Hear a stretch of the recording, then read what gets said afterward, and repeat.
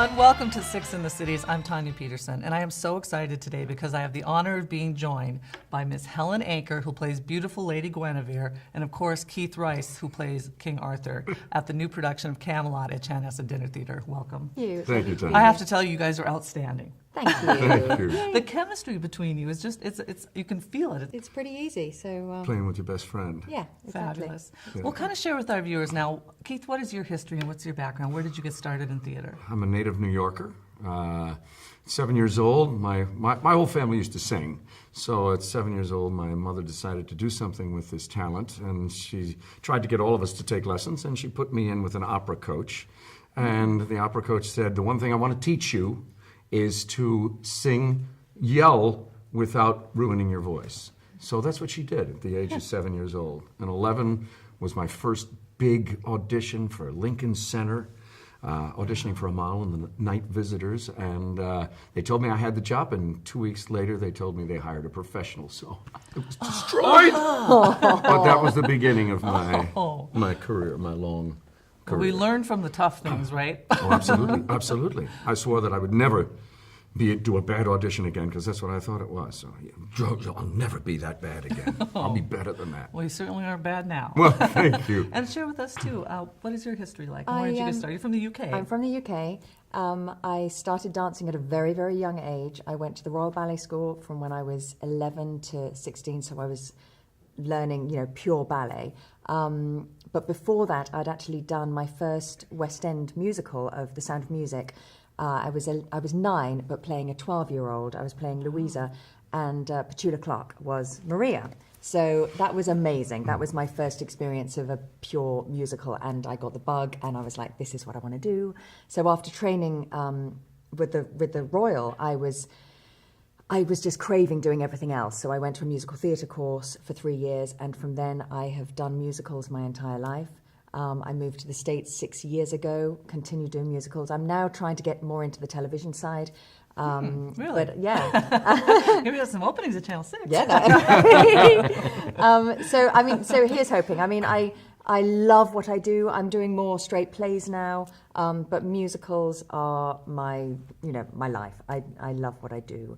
And I've been living in LA and New York and just experiencing how different it is here, but I love it. And it's great to be back in Minneapolis. I was here 2 years ago in the summer doing My Fair Lady and met the best people here. So I'm so happy to be back and a lot of people say that when they come to Minnesota. I wasn't expecting that, but gosh, I know. It's really great. It's great to be back and be here for a bit of a longer time, experience the winter. So we shall see how that goes. Well, you and I were chatting earlier, and let's talk a little bit about the story behind this, because it's so moving. I have goosebumps talking about it, but kind of share with our viewers. I know in some of the productions they do at Chanhassen, people have heard of Beauty and the Beast. They've heard of some of these other productions, but Camelot, maybe a lot of people don't even really know about it or know about the story, so kind of share that with us, if you would. The whole idea is that a better world for everyone. And this young boy is taught by his mentor, Merlin. And as this goes on, he's growing up as a king. He pulls this sword out of this stone, becomes king out of nowhere. And now he's trying to learn, take baby steps forward. And then he meets this beautiful, incredible angel woman, queen. And together they form this pact to make a better world. Who are you? Well, actually, they call me Wart. Wart? Yes. What a ridiculous name. Are you sure you heard them properly? Well, it's a nickname. It was given to me when I was a boy. Oh, well, you are rather sweet, in spite of your name. When I was a lad of 18, our dear King Pendragon died in London, left no one to succeed him. Only a sword stuck through an anvil which stood on a stone. Written on it in letters of gold, it said, "Whoso pulleth out this sword of this stone and anvil is rightwise king, born of all England." Many chaps tried to dislodge it. None could. Camelot is unique. We have an enchanted forest where the fairy queen Morgan Le Fay lives in an invisible castle. Most unusual. We have a talking owl named Archimedes. Welcome, Your Majesty. Woo-hoo. Camelot! Camelot, I know it gives a person pause. But in Camelot, those are the legal laws. What would have happened to the treaty if we hadn't? It would have been broken. War would have been declared. War over me? How simply marvelous! In short, there's simply not a more congenial spot for happily ever aftering than here in Camelot.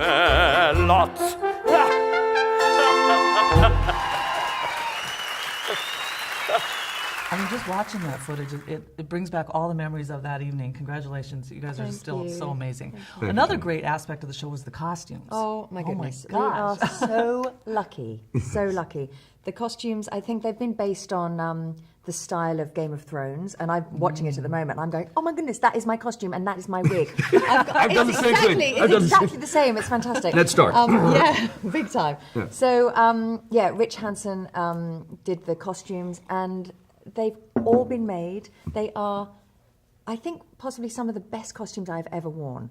And I have a different costume every time I come on stage. So there's a lot of changing. And I have 3 wigs, which are fantastic, that Paul Bigot has made for us. And they're beautiful. They're real he's hair. great. It's just stunning.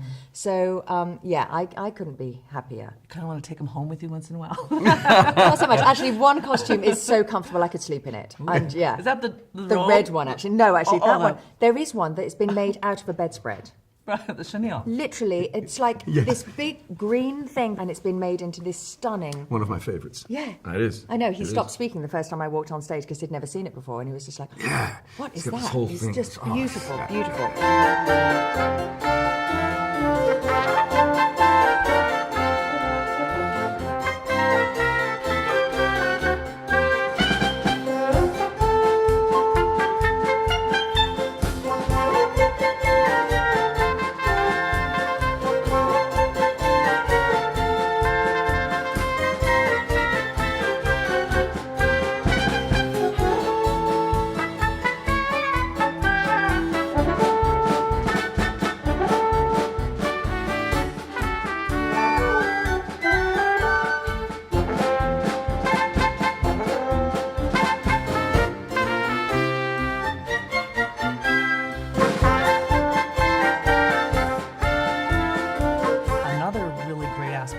the shows at the Chanhassen Dinner Theater is your director, Michael Brindisi. I mean, every time I go see a show, I learn more and I'm so impressed. What's it like working with him? It's wonderful. I mean, the rehearsal room was so happy, and he's so positive and lets us play. And, you know, he has fantastic ideas, and he'll think of something, he'll go home and he'll come back and have another idea, and we're like, yes, let's do it. Camelot essentially is a play about the aspirations of mankind.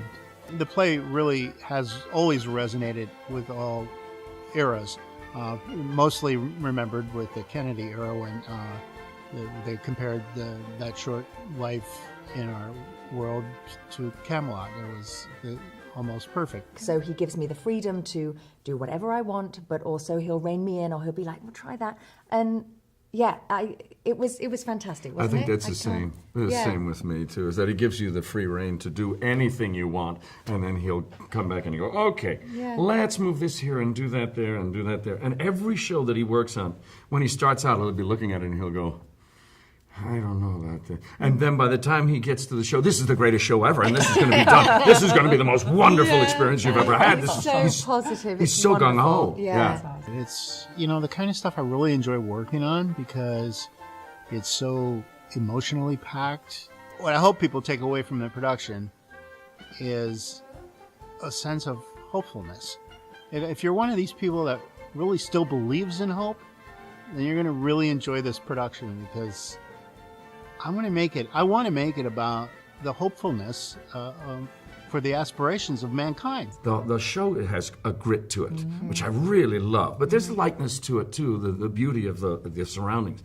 But there's a grittiness to it, which is, you know, it's so palpable, and you have to feel that yourself to know what these people are going through.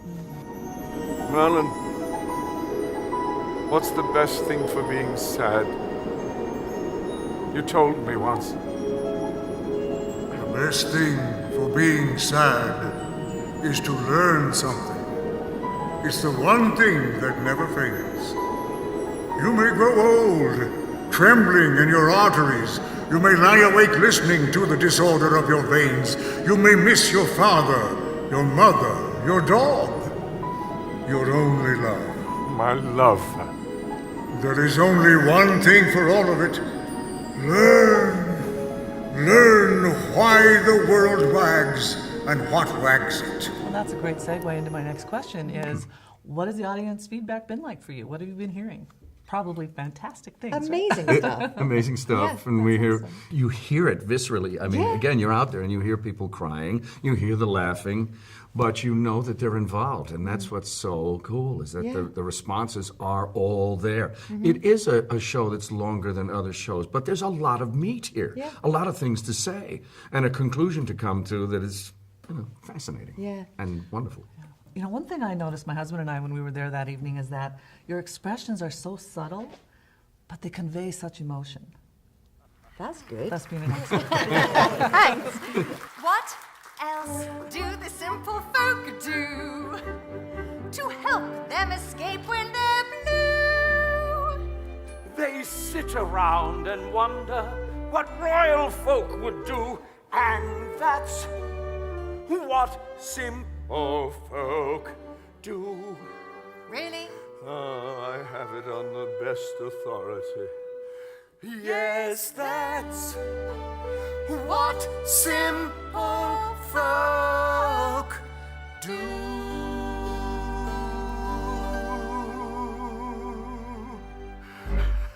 I've been working a lot on the television side of acting, and which has to be a lot more internal. But when you're in a theatre and you've got to get to the back of the stage, you've got to make things a little bit bigger. And sometimes I feel like, oh, is that too big? Is that not? So that's great to hear that it comes across as natural. And if it reaches the back of the room, then even better. All the world is brimming with fun, wholesome or un. It's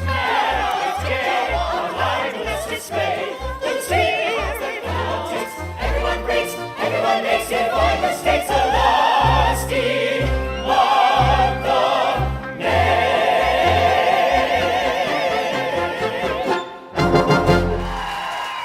The cast is really good too. I thought Lancelot was, he was also the Gaston. Gaston. Thank Beauty you. and the Beast. Right. Yeah, He was wonderful. awesome. What's it like working with? He's Alex Knezevich is great. He's wonderful. He's Yeah. wonderful. He's Yeah. lots of fun. He brings a different character to this show than he did in, as Gaston. But he's just so charming, and And he's very intense. he's very intense. He's very intense. This part's coming. He takes it very seriously. Jenny, this is Lancelot du Lac. My lord. Your Majesty. This is the Lancelot Merlin spoke of. He's come all the way from France to become a knight of the Round Table. Oh, welcome, my lord. I hope your journey was pleasant. I am honored to be among you, Your Majesty. And allow me to pledge to Her Majesty my eternal dedication to this inspired cause. Well, thank you, my lord. Oh, how charming of you to join us, This Arthur. splendid dream must be made a universal reality. Oh, absolutely. It really must. Can you stay for lunch, Arthur? I have assured His Majesty that he may call upon me at any time to perform any deed, no matter the risk. Well, thank you, my lord. That is most comforting. Arthur. I am always on duty. Yes, I can see that. So he lives in that sort of shell of that character. Yeah. And he's wonderful. Yeah. Been great fun. Okay. Well, I'm very good friends with Cheryl Moore Brinkley, who is the wife of David Brinkley.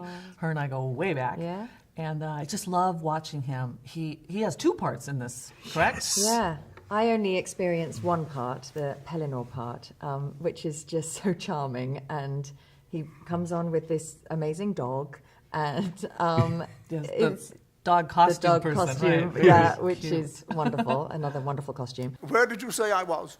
You're in Camelot. Camelot! Horrid! We've been through here, haven't we? Well, look around, boy, look around. Oh, you wouldn't know. All you can see is hair. He may look like an unmade bed, but he is. He's a pointer. Oh. Oh. The only thing is, you never know which way he's pointing. No. No earthly use to me. Well, he shall sleep in the stable. Clarius, would you escort our guest to the castle? My pleasure, milady. Oh, this is too nice for words. This is too nice for words. What a glorious day. There's even a hint of summer in the air. Or is that you? Well, come along, Horrid.